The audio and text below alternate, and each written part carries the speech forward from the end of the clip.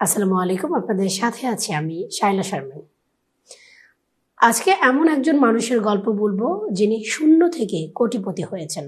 শুধু তাই নয়, তিনি ৪টি নামকরা কোম্পানির প্রতিষ্ঠাতা। সেই ছেলেটা ৩৬০ টাকা নিয়ে ঢাকা আসছিল।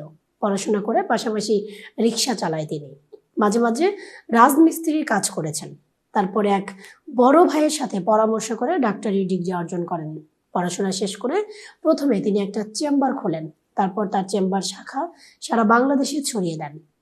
এভাবে প্রতিষ্ঠা করে নেন খাদিজা পলিপাস পাইলস সেন্টার। তারপর একের পর এক কোম্পানি প্রতিষ্ঠা করেন তিনি।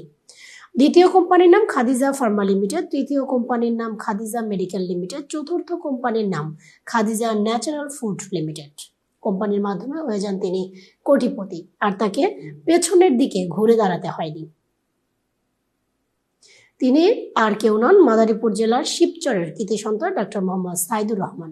তিনি বলেন, এই সফল হওয়ার পেছনে ৫ জন মানুষের অবদান রয়েছে। প্রথমত আমার মা, দ্বিতীয়ত আমার বাবা, তৃতীয়ত আমার ছোট ভাই ফয়সাল, চতুর্থত ৪ নম্বরে রয়েছে আমার দুঃসম্পর্কের খালাতো ভাই ডক্টর মোহাম্মদ ওমর ফারুক, ৫ নম্বরে আমার ছোট বোন আমেনা বিনতে খাদিজা।